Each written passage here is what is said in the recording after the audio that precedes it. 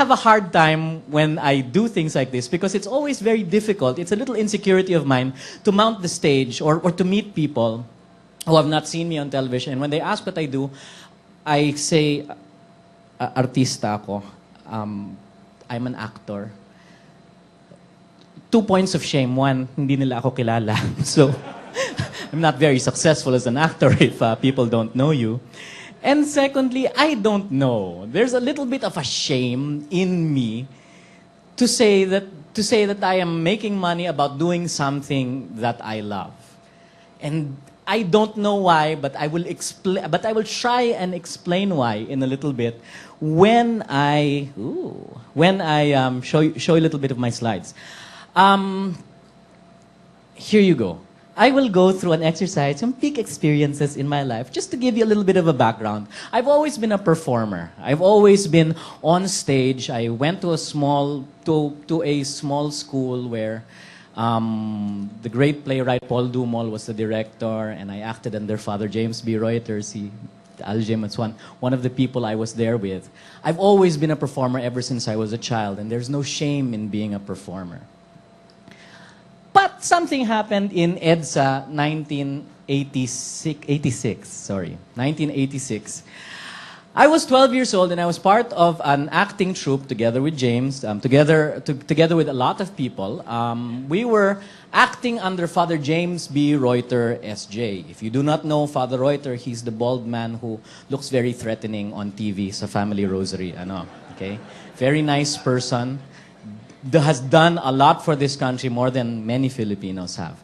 And at that time, there was a bandit radio station during the 1986 revolution. June Keithley was there, etc. And she had 2 young assistants, a 14-year-old and a 12-year-old. I was the 12-year-old. I don't want to tell that story again. You can Google it. EDSA, Gabe, Mercado, 1986.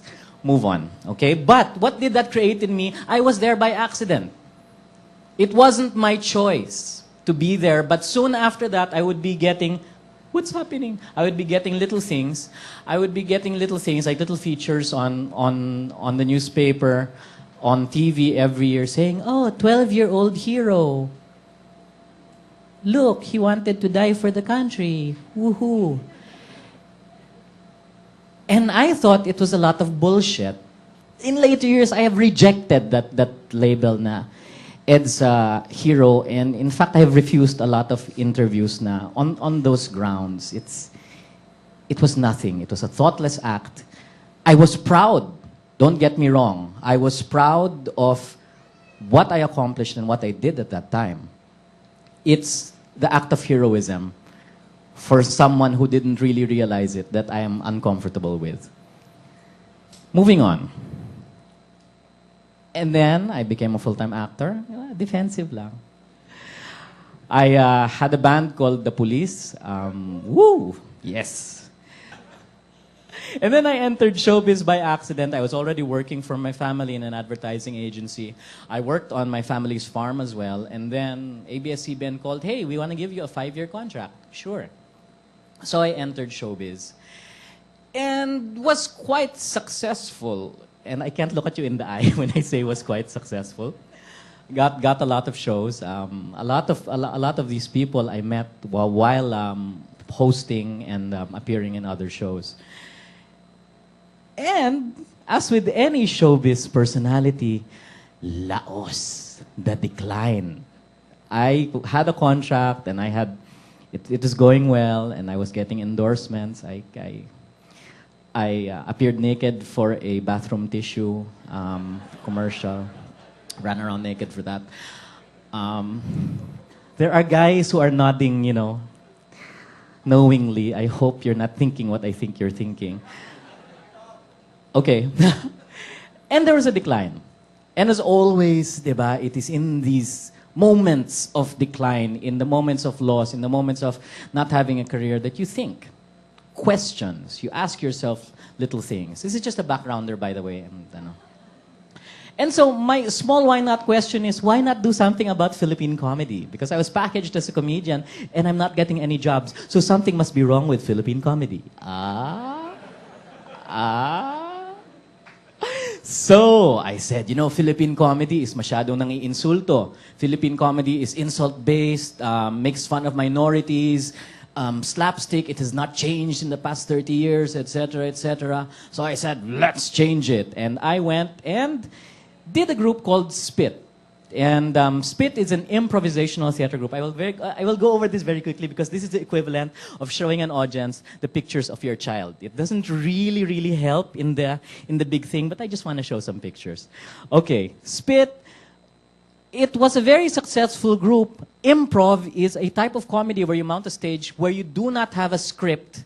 Everything is built completely from audience suggestion. It is not insult-based, but instead, the audience gets a vicarious experience by throwing you a suggestion and watching you squirm and hopefully succeed. It became quite successful that we had our first Philippine Improv Festival at the CCP in 2004, followed by a invitation to the Los Angeles Improv Festival in 2004. So parang, wow, galing. But the funny thing about doing something as thoughtless as trying to resurrect your career through an alternative form of comedy that nobody else is doing, therefore you will be number one. Anyway, the curious thing about that is that you can get insights into many things by looking at the rules of in my case, improv comedy. And the funny thing about improv comedy is that everything depends on a simple rule called yes and. What does that mean? It is my obligation as an actor to say yes silently and add on to the suggestion of my co-actor. So in a particular scene, for example, if I come in with the scene partner and tell him, look, Pedro, your house is burning. It is the obligation of the co-actor to come into the scene, accept that he is Pedro, number one, accept that his house is burning, and add on to it. So the perfect yes and response would be, oo, at nandun sa loob ng bahay ko yung nanay ko. And immediately there is a story just because you used the yes and rule. A no rule, which is very prevalent in local comedy, it's called laglagan, is, uy, Pedro, nasusunog yung bahay mo. The co-actor comes in, di naman ako si Pedro eh. Laglagan, you see it all the time on Philippine television. Does it do anything? The scene dies. The co-actor squirms. No story is built. Okay? The key to improv is yes and everything. Okay? Now, it's funny. It's funny how a principle of unquestioningly accepting what your co-actor says and adding on to it does to an organization. Because it's a yes and culture, a yes and technique, it becomes a worldview all of a sudden. Masungit ang co-actor ko. Pumasok dito, pumasok sa performance, nakipag-break siya sa kanyang boyfriend at masungit siya. I will yes and your kasungitan and add on to it. Parang kulto bigla, no? I will yes and your situations and build on to it. Years later, I came across an innovation group and a book. The group is called What If Innovation, and they have a term for that attitude of yes ending, of unquestioningly accepting and building, and they call it greenhousing. We're all familiar with the greenhouse, na how it protects plants from the elements and from bugs and all of that. Anyway, I move on. What's great about a culture like that is that it bloomed throughout, and this is the picture part. And there were several groups that spawned out of Spit. GOGA, all-girl group, stands for Girl on Girl Action. The Sausage Festival is all the boys. And Queens are all the gay men. Okay, that was the showing pictures of my children part of the program. Part of my personality really is I ask questions. I like to think that I am creative, that I like doing things.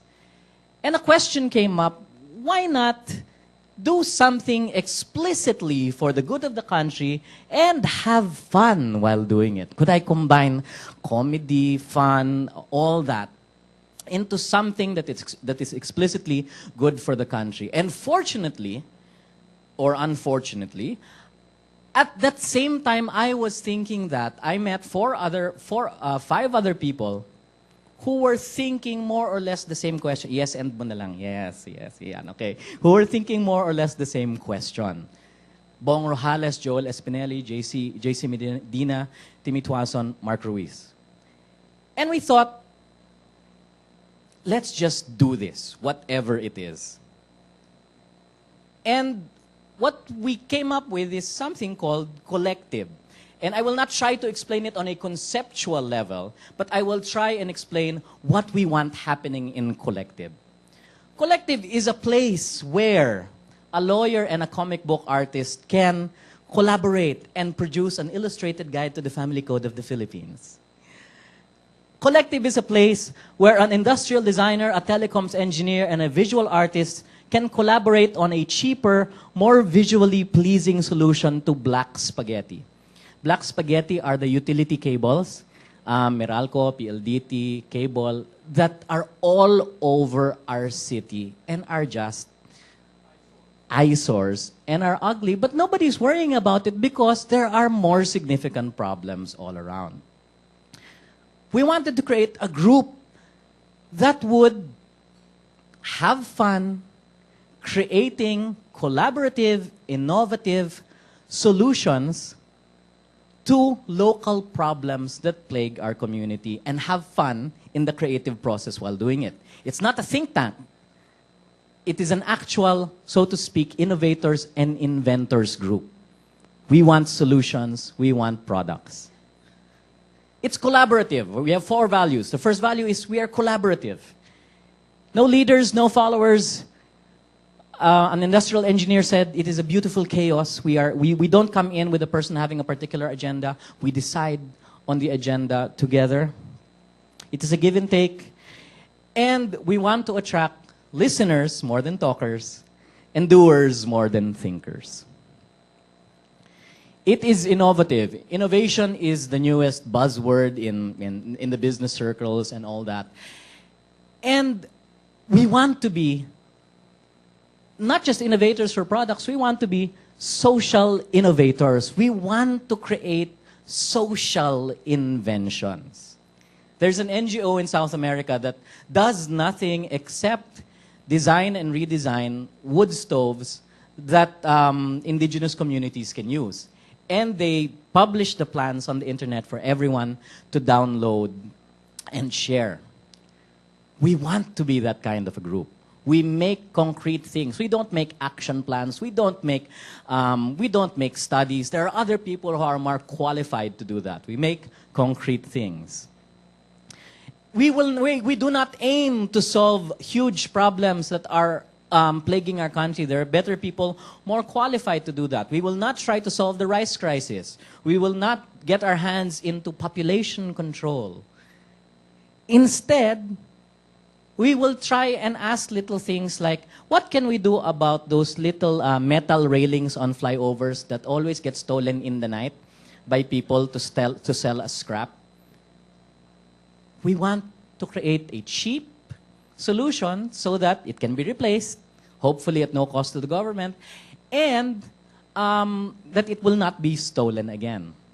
Local, little, solvable problems. We want to make inventions to address them or to solve them. It is not a thinking exercise. We want this creativity applied. We want to come up with products, not studies, not blueprints, nothing like that. A third value that we espouse in collective is we are open source. Open source is a big word, and a lot of geeks would know open source. Actually, open source is 2 big words. Anyway. Okay? It must be given away for free. That's a simplistic definition of open source. We want to be a group like that.